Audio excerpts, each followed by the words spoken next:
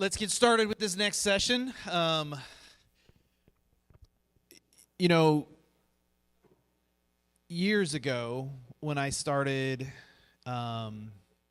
understanding what an entrepreneurial ecosystem was, it was hard to understand what ecosystem develop. Like when you're someone that comes from the business community, someone that comes from industry, from the for-profit world, to really kind of wrap your mind around what a true ecosystem looks like, it was hard. It was a hard transition for me to really kind of understand those types of things. I've had the opportunity to learn from a lot of people. A couple of them are in the room tonight, actually, which is pretty cool. So I knew that when we got our next guest in the room that some of the other ones would make an appearance, and the other one's sitting right over there, Mr. Andy Stoll. So had the opportunity to learn from a lot of people about what ecosystems were and how ecosystems could be healthy and vibrant and so on. But really one of the big turning points for me that made me understand that this could be a career, that this could be something that you really, like a job, I guess, was when I attended my first eShip Summit.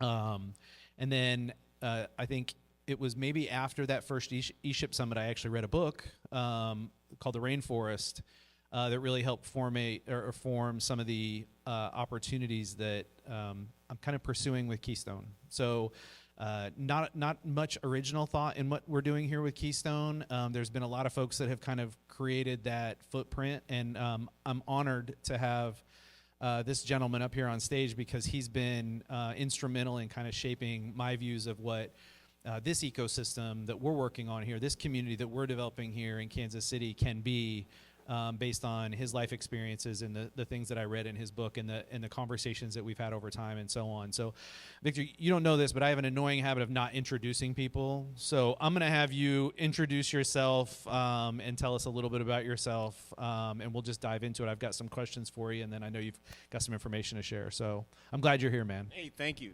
Kevin. It's amazing what you've birthed here. I mean, this is something I remember years ago. This was like this like inkling in the back of your head, like there ought to be this Keystone Innovation District in Kansas City, and to watch something come like this, and then you had a pandemic kind of trip you up in the middle, but you kept at it, and it's just amazing, and to come to life, and then you see like the community form. It's just beautiful. So congratulations on Thank you. what you've done. Appreciate here.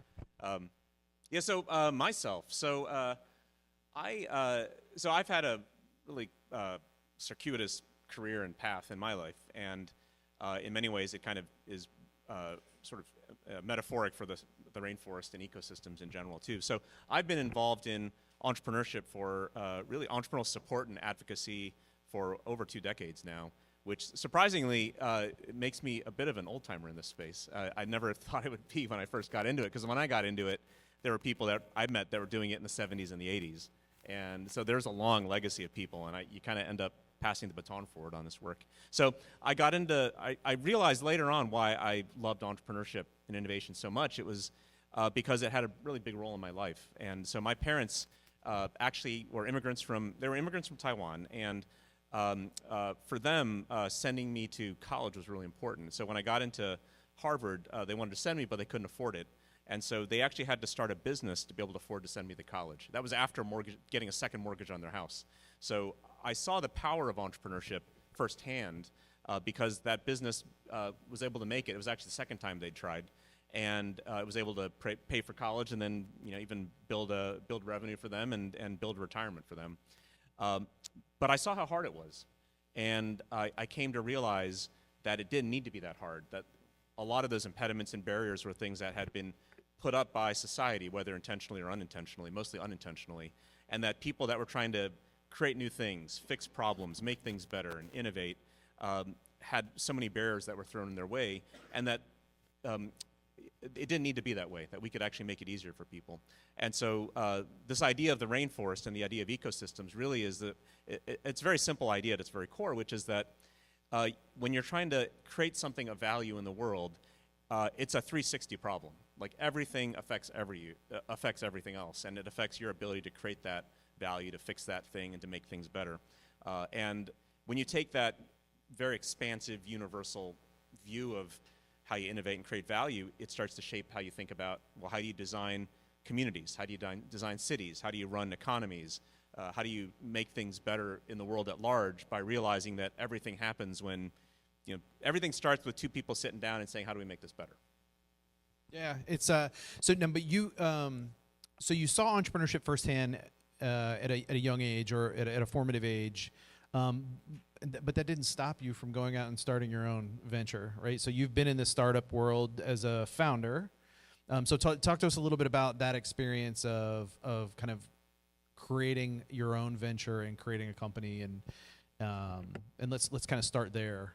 And then work into kind of your career and what got you to Right to Start. Yeah, well, the venture, so it actually didn't start with the venture. I actually got involved in a whole bunch of other ways. So I actually started because I mentioned my parents are immigrants, and I saw that just by being the son of immigrants, you realize that the world's very uneven.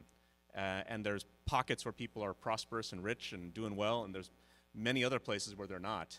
And when you are raised in that kind of environment as an immigrant family, you question a lot. Like, why is that? Why are some places better off and other places not? Why do some people have it easier? Why do some people have it harder? And you realize that there are people that are very capable and smart, but are just in environments and circumstances where they aren't able to let that talent out. And so I always thought, well, the world shouldn't be that way. And so I should try to go into government and policy, because you can shape society if you go into government. So I actually went into government thinking, well, that's how you can make things happen. When I got into government, I found lots of great people doing great work, but then I realized, well, government derives so much of its value from what the business sector is doing, and that's where tax money comes from. And I realized in government, a lot of people looked at business for leadership. They look for where value creation is coming from, and then you go to business, and so I moved into business, and I ended up practicing law and working with a lot of large institutions and companies.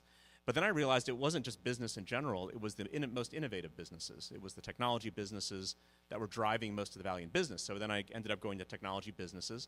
And then I realized, well, it's the creation of those businesses, the startup process that happens. And then I got into the work of entrepreneurial support. So I ended up helping run an organization in California that actually helps the support of startup companies. It was an early ESO in Los Angeles. And through that work, then I realized, well, it's not just tech startups, it's the capital that feeds them. So I got into venture capital work. We built a venture studio. We started investing into companies and started building companies. And that's where I started to start some of the companies I got involved with. And when I got into capital, though, I realized, well, it's actually not capital at all, because I actually moved to Silicon Valley at that point. And when I finally got to Silicon Valley and was immersed in the community of venture capitalists and entrepreneurs and innovators there, I realized it really wasn't capital, because there's money everywhere. And that money turns into capital through this process of just human imagination and possibility. And ultimately, it's narrative. It's the stories we tell ourselves and the culture that causes that story to emerge. And that's actually what made Silicon Valley happen. So after I got through all of that process of going from business to technology to startups to capital formation, that you realize it's actually really simple on the other side. It's that there's a great phrase that it's the simplicity on the other side of complexity.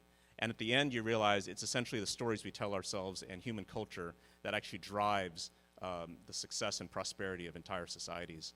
And then once I got into that, I realized, well, I've got to somehow teach that. And I've got to show that and share that with the world. And that's where the Rainforest came from, writing the book, trying to explain like how this stuff really happens.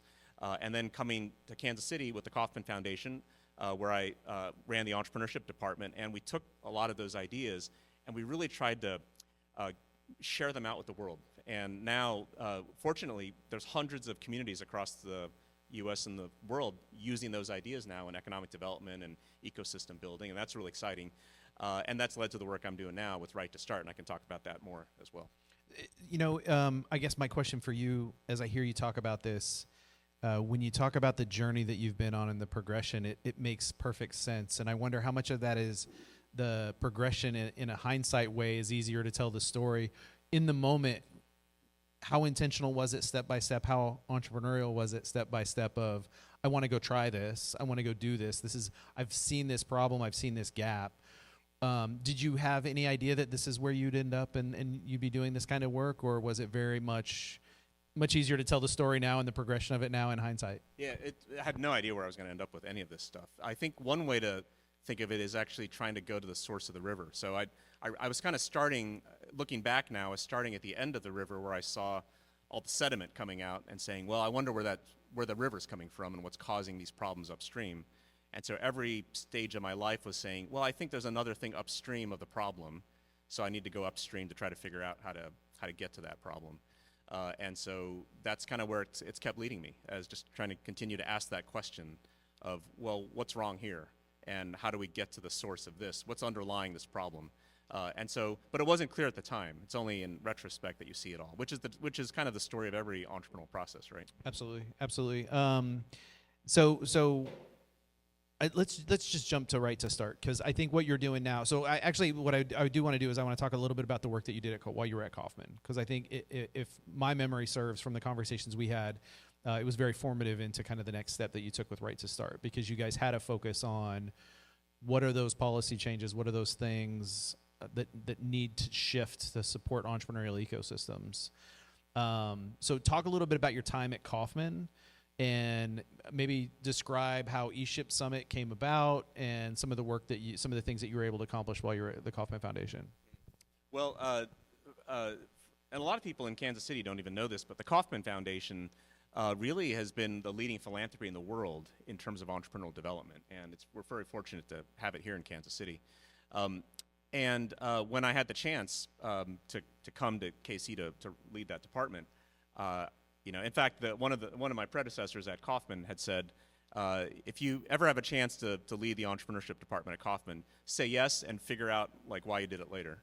And so so I did that, and I jumped in, and I think what I realized that Kauffman had was the platform. It has the capital and the money to do great stuff and to take risks to do it, but it has the platform to be able to take ideas and disseminate them at large. And essentially, one of the most powerful things you can do for a people is to actually give them capacity and to unleash that potential within them.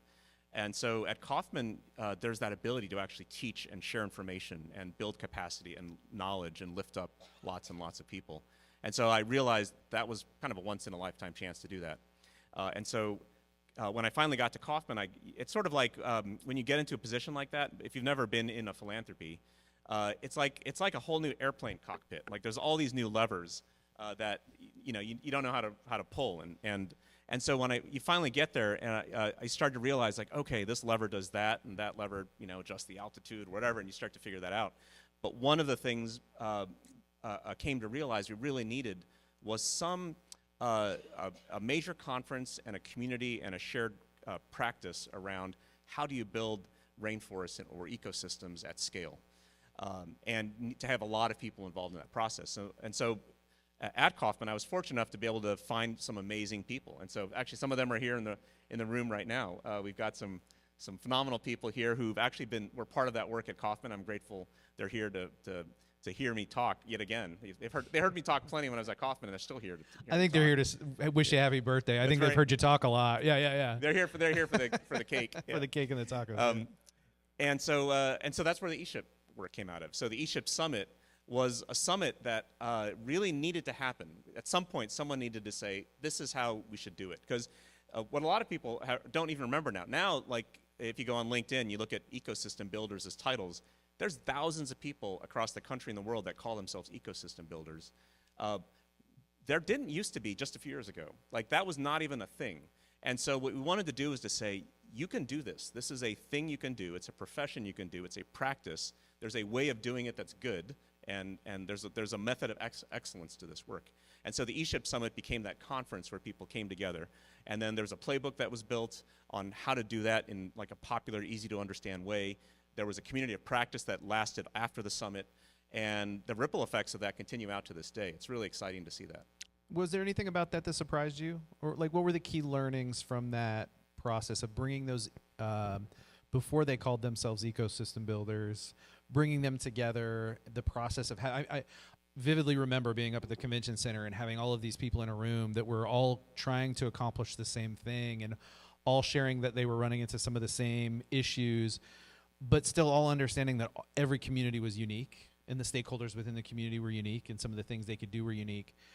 It was a big learning experience for me. I'm curious for you, since you'd already had some of that perspective, since you'd already written a book about, kind of some of the, I think the ideas behind what ecosystems are. What did you learn from the eShip Summit in that experience? I think coming into that work, I already had known that this was a tribe that hadn't yet realized it was a tribe. Like I'd been around the country and parts of the world working with entrepreneurial communities, trying to figure out how policy could shape that, how economic development initiatives could shape that. And I realized every community may be different, every society may be different, every country's different, the laws are different, but the overall mental framework is the same. Like the underlying way you approach it is kind of the same. There's universality to it. And I realized there were a lot of people that needed a lot of help, and they didn't know each other, and that there was power in bringing them together. What I didn't appreciate is how electric it would be. I thought it was gonna, I knew it needed to happen. What was really cool and surprising was just how people took it and ran with it and made it their own, right? And I mean, there's a whole language now. There's tools now. There's methods and there's communities formed around this work that I never would have imagined. And I mean, this place, like with the work you're doing, is phenomenal. And just seeing this happen has been really gratifying to watch kind of the ecosystem movement really happen. And ironically, it's like people in this work know it, but then I try to convey it to our leaders or people in power. They still don't understand it. So it's like a movement happening that political leadership or economic leadership still doesn't get, but it's a big deal right now. It's fundamentally reshaping the way that community-driven economic development is happening in this country, and the leadership doesn't quite get it yet. But we're at that moment now where it's just starting to break through on the scene. So let's start to dive into that a little bit, because there was some work, as I mentioned, if memory serves, there was some work that kind of led to kind of where you're at now that was happening at Kauffman. There was there was an acknowledgement that some policy work needed to be done around how can we better support these ecosystems, how can we better support entrepreneurs in the United States. And that was work that happened while you were there as well, right? And that you guys had finished just prior to you leaving. Yeah, and Kauffman had been doing some great policy work even before I got there. I need to acknowledge that, and I've gotten to work with some of these wonderful people who've done that great work, and they'd laid a lot of this foundational structure for the policy and entrepreneurship. But what I realized at Kauffman was, when you finally get into that airplane cockpit, you start to look out at 30,000 feet, and you realize, oh my God, like you see the landscape, and you see the gaps in the landscape. And one of the really big gaps was that entrepreneurship really was not a public issue anywhere, like whether it's at the local or city level or the national level in this country. And I started to realize that other countries were doing it. So other countries had started to make entrepreneurship a top priority. Like presidents of countries were getting elected on entrepreneurship as like a major platform issue. And then I realized that the way we've been doing it in the U.S. had become a hindrance. It'd become an impediment and a problem, because we'd come to treat entrepreneurship as its own special interest topic, which means like when you'd go to a political leader, for instance, and you'd say, "Hey, we're here to talk about entrepreneurship," they'd say, "Oh, that's great. So you're lobbying or advocating for this issue, just like the small business community, just like the corporations, just like the universities. You're yet another one of those groups." And so they would give you you'd fight for a long time, and you get a little, you get your little subsidy or your little program or whatever. And I realized that was a problem, because we could never compete against large corporations, big financial institutions, large universities. We were always going to get the scraps. And so we needed to reframe it and think about, how do you think about entrepreneurship policy writ large as a whole thing that's bigger than we're just looking for this little tiny piece. And so at Kauffman, we put together what is called America's New Business Plan, which is a policy roadmap for entrepreneurship that's all-encompassing. It's 360. It's essentially recognizing that it's an ecosystem, and it covers capital, it covers support systems like healthcare, it covers knowledge systems like education and workforce training, it covers issues like red tape and bureaucracy, and it's nonpartisan. It really cuts across all these issues and says, if you believe in entrepreneurship as something that drives job growth and GDP and helps fight poverty and inequality, you've got to look at it as a 360 issue across all these areas of policy. And we put that out there, and there ended up being over 100 organizations that signed on to it. And it really has been powerful in sort of putting the voice of entrepreneurship onto giving it a national voice and putting it onto the scene. But that wasn't enough. You felt like you needed to go. That wasn't enough. You felt like you needed to go take action. Well, there wasn't enough because one thing we could not do at Kauffman was to organize at the grassroots and to build like a real operating network.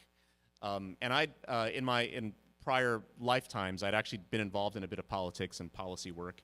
And you cannot replace, in a democracy, you cannot replace on the ground organizing, getting the voices out, and changing policy at every level. And then I had some really smart people who told me, look, Victor, entrepreneurship isn't a national issue because people in DC are kind of in their world. They've got their issues that are important, and by and large, they're the issues that they've been working on for several decades. But the way to do it is to, from the ground up, in a democracy, all the great ideas come from the bottom up. They come from the grassroots. Build a grassroots movement. Get a bunch of states involved in this, get a bunch of cities involved, get a lot of citizens involved in this, and create a voice and create a wave that actually gets Washington to pay attention. And that's what we've been doing. So when I left Kauffman, we launched this organization called Right to Start, which is next month is coming up on its 3rd anniversary. And Right to Start is a nonprofit organization. Do you want me to jump into? You ready, or you want? Not yet with that. Wait a second. We got a little thing for you here. All right. It's a nonpartisan nonprofit organization fighting for the rights of entrepreneurs, and we call it Right to Start because we actually are we're trying to shift the way we think of entrepreneurship. We're trying to think of it as a basic human right.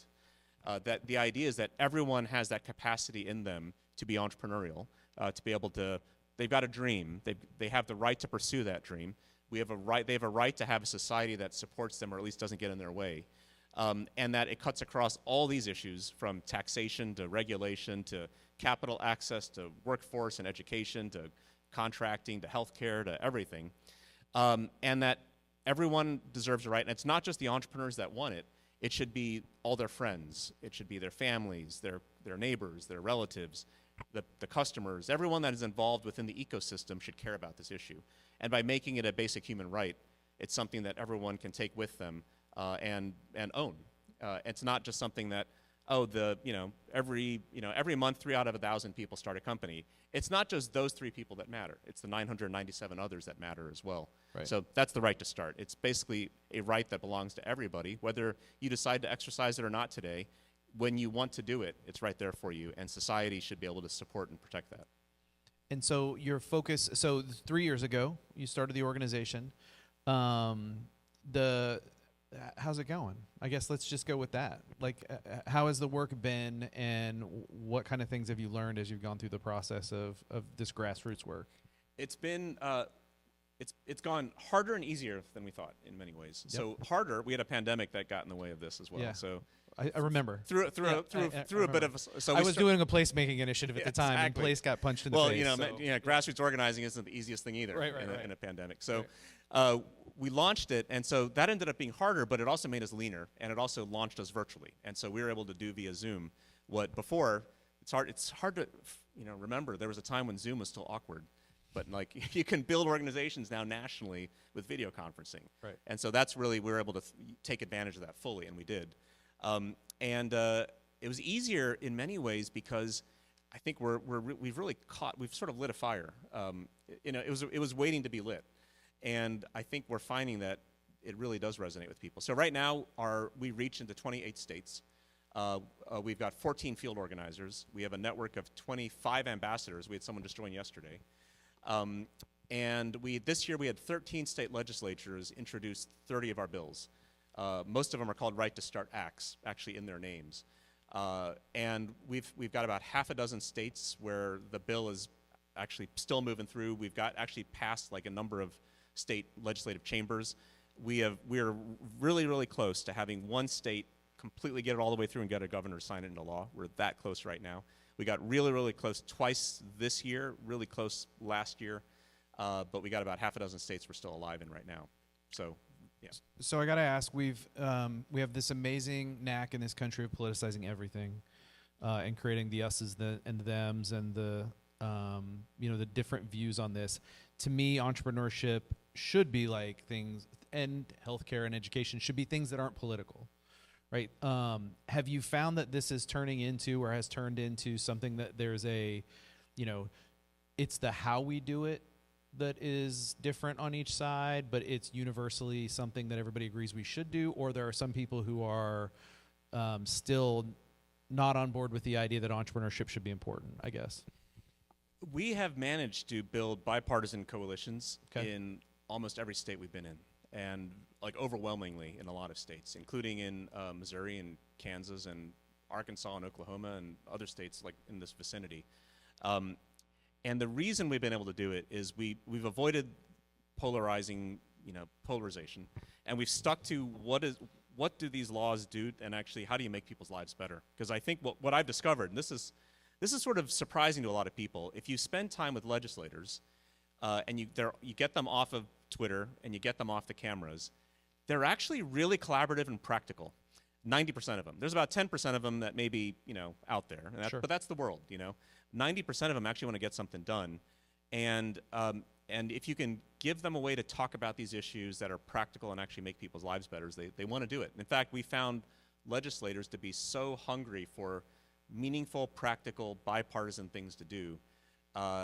They've just eaten it up. I'll give you one example. So I took a road trip last fall through half the country, and I was in the Appalachian town in Kentucky, Berea, Kentucky, which is on the eastern edge of Kentucky.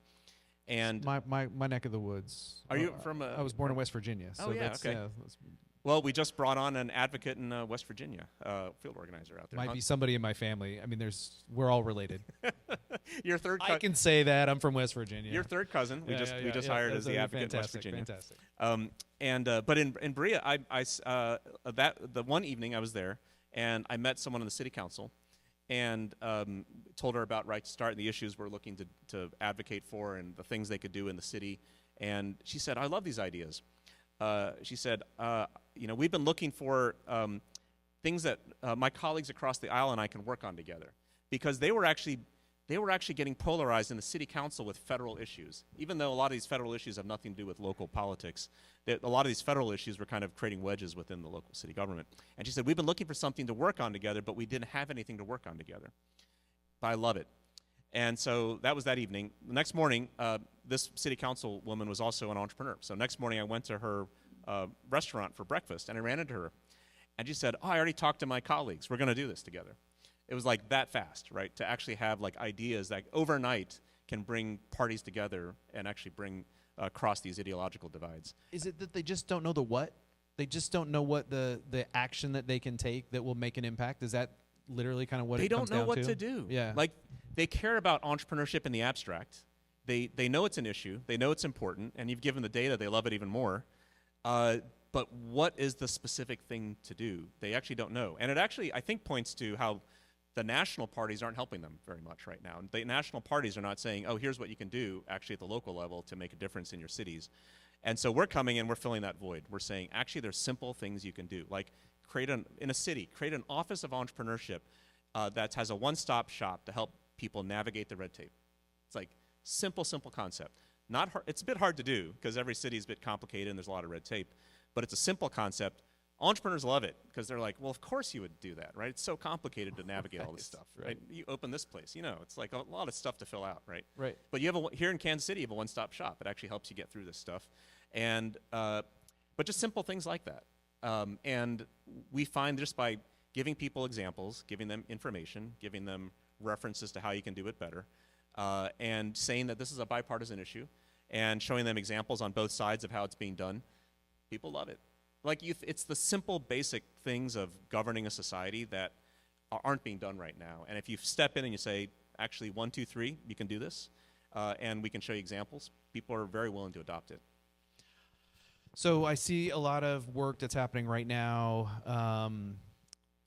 with the CHIPS Act, with the tech hubs work that's being done at the federal level, and the funding that's starting to flow down. It seems like there is a push to fund some of the more traditional, push that money through some of the more traditional channels, university centers, things along those lines. Important, and I think a catalyst for a lot of, I think, historically things that have happened from an economic development in this country. I'm thinking about Jumpstarting America right now, right? Like we make a federal investment in research and technology, and for the next 20 or 30 years, you see an economic boom that comes from that. I'm wondering, why isn't there more of an acknowledgement that funding entrepreneurial ecosystems could be that jumpstarting America moment for us? I mean, the core of this is my belief. This is Kevin on his soapbox. You know, if you think about what separates America, it's ingenuity, right? It's the invention. It's some of the things that we've been forced to do through the we're a very young country. Is there not an understanding that that some of that funding can be pushed into ecosystems? Are they not making that connection yet? There are not, generally, by and large. There's a disconnect in this country between what people see at the grassroots in local communities, what they know works in local communities, and what the national leadership thinks is effective policy. And I've seen this firsthand. National policy still is, let's focus on the big stuff, the big levers, big semiconductor companies, big universities, big corporations, big banks, because those are levers where if you pull it, you can see an immediate result, right? Mm-hmm. Ecosystem work, entrepreneurial development is slow. We don't actually measure it very well, so you can't see success and track it very effectively. And so the narrative is missing. So I know, personally, going around the country, talking to people doing this work, at the local level, everyone gets it. They're like, of course this is what happens, and this is how we make this work. When you go to Washington, it's actually an uphill fight to actually say this matters. And this is where I say the issue right now in the country is actually, they think it's about left versus right, but it's actually about big versus small. Yeah. And they don't know that. And if you realize that essentially the system essentially perpetuates bigness, right? Institutions in power, whether it's financial institutions, educational institutions, governmental institutions, and you need that, right? Sort of yes and. You need big companies to do what they do because they provide a lot of infrastructure for our basic goods. You need big universities, et cetera. But it's out of whack right now. It's out of balance. And in economic development, we've been able to see this shift happening, which is the practice of economic development as a profession is shifting now because they've moved away from only going after large corporate incentives to let's build from the ground up. Let's build entrepreneurial capacity in cities and communities. That is actually happening right now. But in the larger realm of like broader government policy, that has not happened yet. And so we need voices to rise up.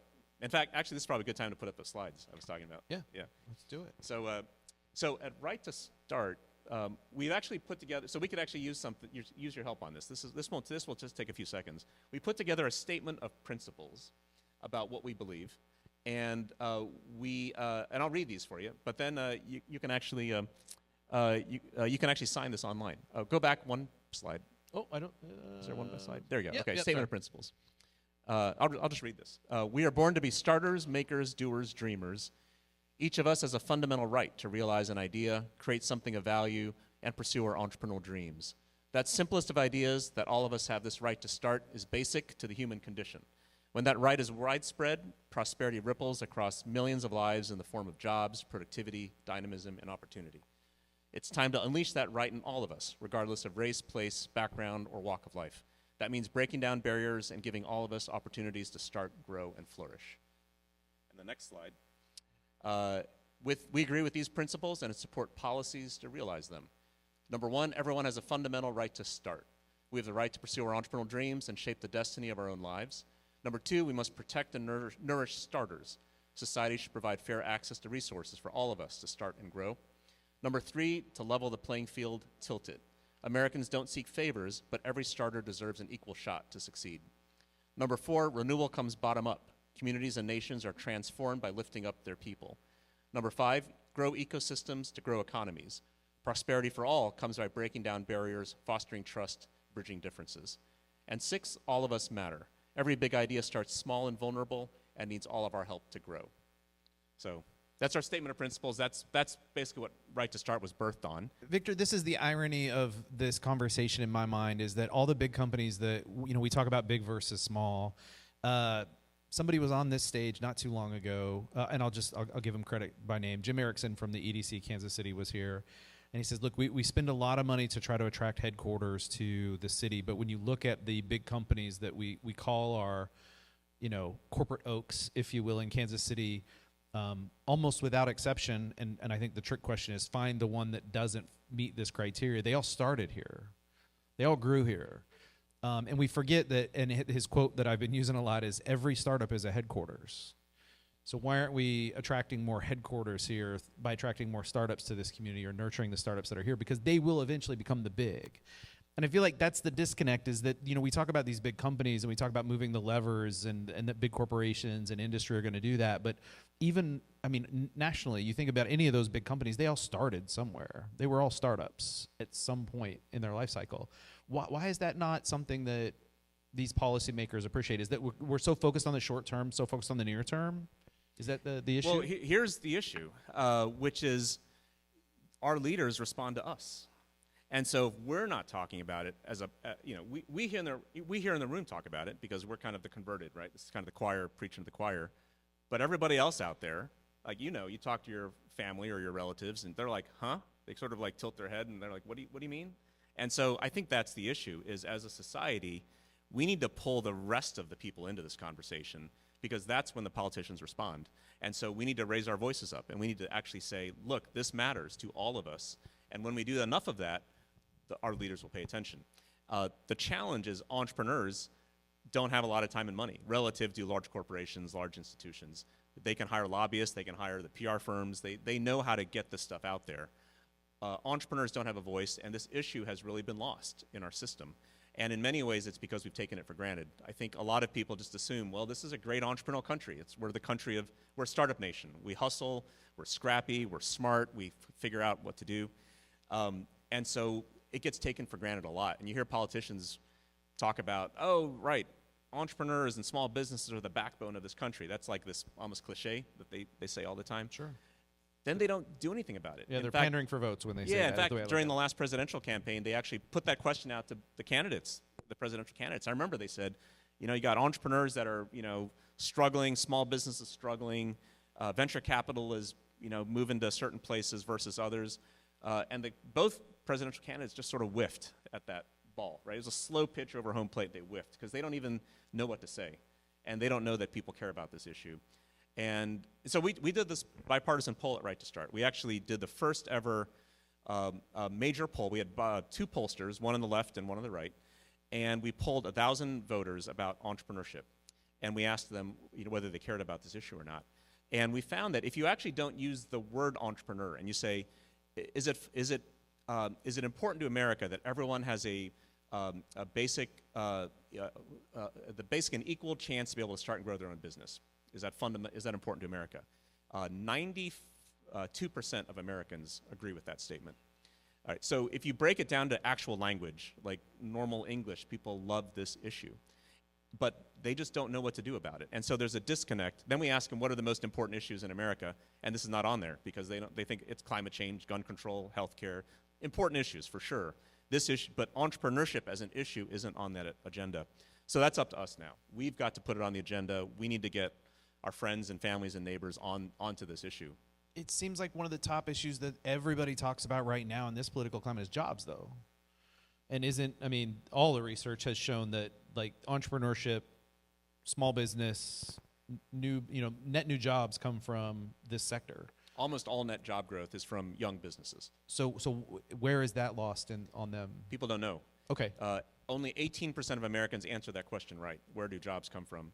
The more people said it was big corporations and old companies than they said it's young businesses. Oh man, as somebody who sat through year after year cycle of laying people off, I'll help educate them on that one. Yeah. So only 18% of people know that. And that's probably just random guessing. I think 18% of people just randomly guess that answer. So that's our issue right there, is people don't know that. They don't know this is where jobs come from, and they don't know, therefore they don't connect it to the jobs issue. Interesting. So what's next for Right to Start? We're building this. I mean, eventually we want this in all 50 states and every city in the country. We're building out local chapters right now. So we've got field organizers in communities which are sponsored, and then we've got volunteer chapters that are starting to organize in different cities too, where they get together and they say, you know, how do we talk to our mayor, our city council, our state reps about these issues, and not just elected officials. How about your school board, your workforce development boards, your economic development corporations?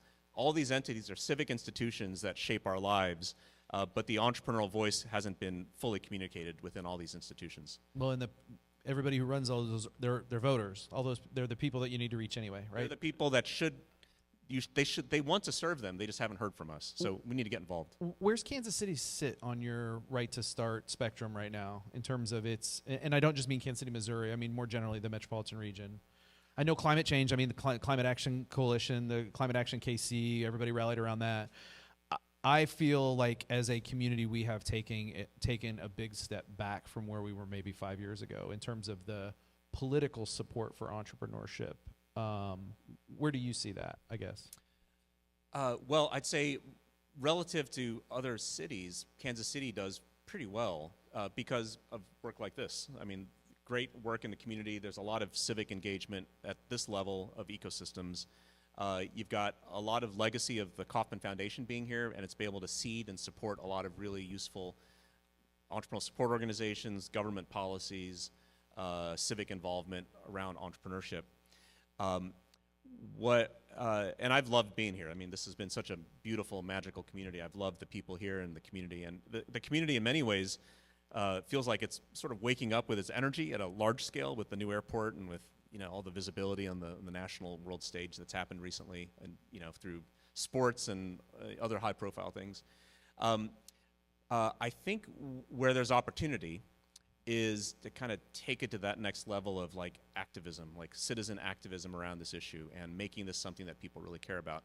If there's anything that Kansas City has, people here are so nice and polite that they often don't fully. You go to like New York or California, and people will brag about things that they're actually not really good at. And here in Kansas City, people will be humble about things that they're awesome at. It's sort of the opposite thing. And so there's just really great things here, and people just need to be more vocal and activist about it. And I think the civic engagement around entrepreneurship issues at large would be one really critical piece of that.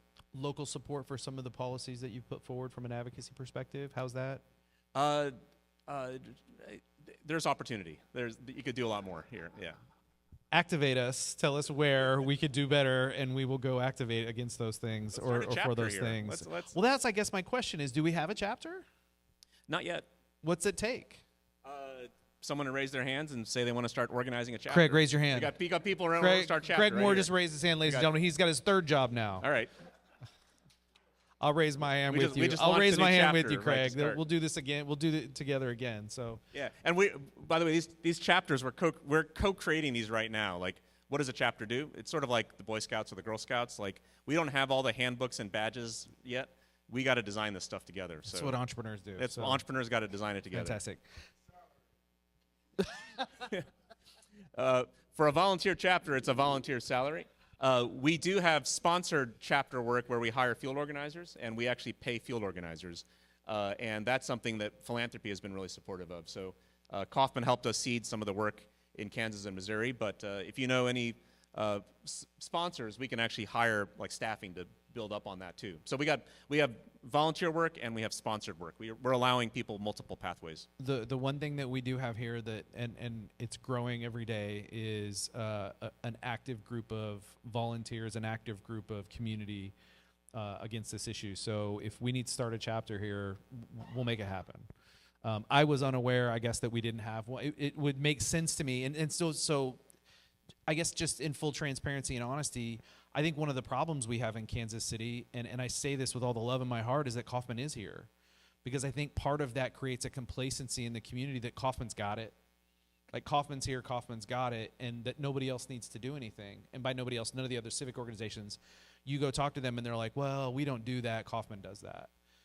And I think that creates some complacency or they don't see their role in that because there's already a big brand, a global brand, an iconic brand of entrepreneurship that's in the room, and they don't want to step on their toes. They don't want to get in their way. They feel like they've got it already. And so on one hand surprises me we don't have a chapter because it kind of started here, and we've got Kauffman here. But on the other hand, it doesn't. You know what I mean? Yeah, no, it's interesting. I think you're right. People kind of take it for granted here. Like, oh, there'll always be kind of this layer of entrepreneurial support here. But I'll tell you, at Kauffman, and when you're when you're in a philanthropy, a large philanthropy, because when you're not in it, you think, well, they must have it all figured out. And then when you get inside it, and my colleagues there will appreciate this too, it's like you realize, actually, we depend completely on what people are doing out there. Right. Right? Like, Kauffman is only as good and effective as the organizations on the ground.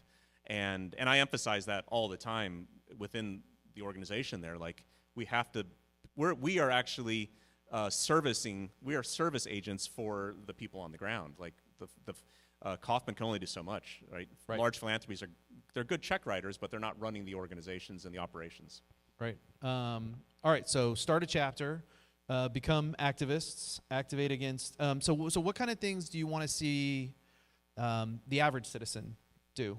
Like what kind of questions should they be asking their city council members or their school board members? Like, what are those? Like, you give us some sound bites that we should be asking, that we should be kind of pushing as we have these conversations, especially as we walk into this political season right now, where these forums should be everywhere. Well, the simplest thing, and here's the trick with a lot of entrepreneurship issues, is they're kind of wonky issues, like one-stop shops. I mean, we get it, but it's not like people get riled up about one-stop shops, right? One-stop shops. You know, it's but the thing that does move people around entrepreneurship is the stories, and the stories of struggle and the pain that entrepreneurs go through. You know, entrepreneurship is an act of heroism every single time. And so what it takes to pull that off does not get told very much, right? Those stories need to be told. And so, and when you tell those stories, then the flip side of it is, well, we should do something about that. And so from a ordinary citizen, like, how do you do this? Whether it's your city council, your mayor, your state reps, or others, or even your family or your friends or your neighbors, just say, oh yeah, you know, I've been starting this business, or I know someone's starting a business. Here's what they've been struggling with. Because what happens with entrepreneurship in this country, especially now with all the home businesses that have been moved online, it's very quiet. Like, you've probably got like a dozen neighbors that are running home businesses you don't know about, right? And they're struggling with all kinds of issues, and they're dealing with a lot of things in the quiet. And so we keep that fairly it's fairly quiet. We need to if it's quiet, then no one knows the problems, and then no one does anything about them. So you've got to talk about this stuff. And so things like this series of conversations you have here, are really important because they talk about these honest things. Things like 1 Million Cups are really important because they talk about the challenges that people are facing.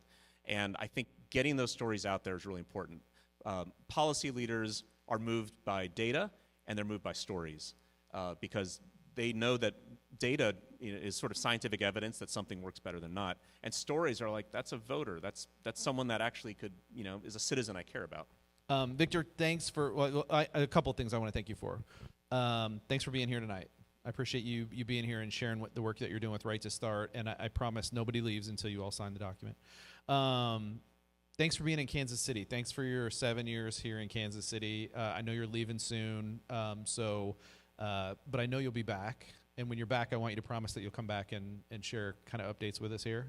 100%. All right. And we're moving for family, not because we don't love Kansas City. Yep. No, I neglected to say that. You've got very good, valid family reasons to be leaving and going home, I guess, or going back to Well, I've lived California. everywhere. Home for my wife. Yeah, home for your wife. Fair enough. Oh, man, that's home. Like, that, you got to understand. Like, we all know. And then happy birthday. Let me be one of the first to wish you a happy birthday. It's this coming Saturday, It's right? coming Saturday. Yeah. Cupcakes over there. Cupcakes. And then I think there's a journal over there for folks to sign. We have flyers about Right to Start. The birthday, I'll add this, which is I'd always wanted to have a big 50th birthday bash, and then mine happened to be during a pandemic. And so I actually could never do that. So this is the second anniversary of my 50th birthday, so I thought, why not just celebrate it with you wonderful people here. So we've got some cupcakes. Thank you, Rochelle, for bringing the cupcakes. Enjoy. Thanks for being here, and thanks for everything that you've done for entrepreneurs in the world, not just here in Kansas City. Thank you, Kevin. Thank you, all of you. Appreciate it. Yep.